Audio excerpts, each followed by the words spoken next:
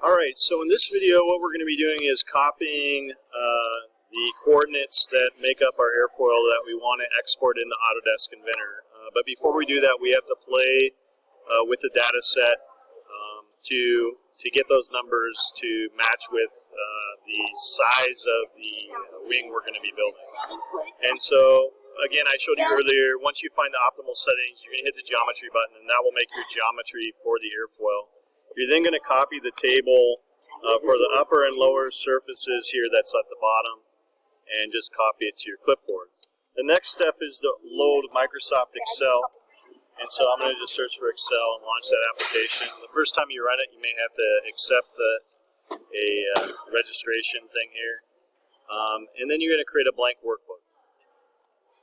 Next step is to paste in that table that we just copied from FOILSIM into the Excel spreadsheet. And so you can just paste special or Control V or edit paste.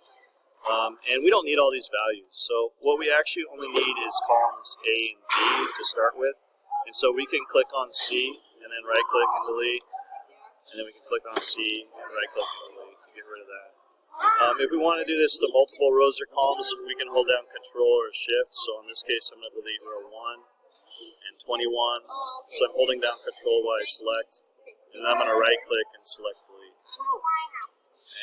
And I could only do one, so let's try that. Let's try this. Alright, there we go. I could do both at the same time. Alright, so those just are numbers. So in column A we have our X coordinate, in column B we have a Y coordinate that makes up the points that make our airfoil. Unfortunately, these points don't match with the airfoil parameters that we want to use in Autodesk Inventor. So it's to scale to our actual wing size. So what we're going to do is we're going to multiply these values by 4. So we're going to click inside C1 and set that equal to 4 times cell A1 by clicking on cell A1 and hit enter. The great thing about Excel and what Excel excels at is being able to do multiple basically math problems at once. So we drag down on that bottom right corner of cell A1 and then we can fill in the rest of these parameters. And it looks like I missed one here, a couple here on accident, so I'll fix that.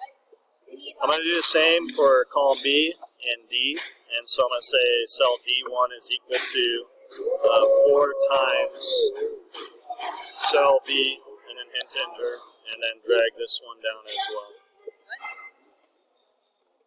Alright, now the weird thing is if we try to export these points in Autodesk Inventor, it's actually going to read from columns A and B, and we want columns C and D. So what we're going to have to do is copy what we have in columns C and D.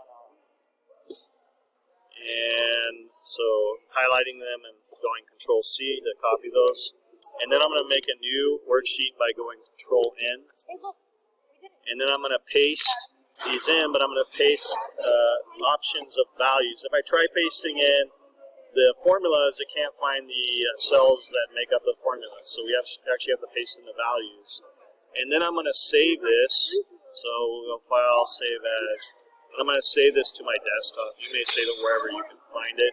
And so I'm going to call these, let's see, these are my points for my glider wing. I'll just call them glider. I think that's sufficient. And then hit Save. And so you want to do that for both your glider wing and for your heavy lifter wing. And then you'll be able to export these points into Autodesk Inventor, and I'll be showing you that in the next video.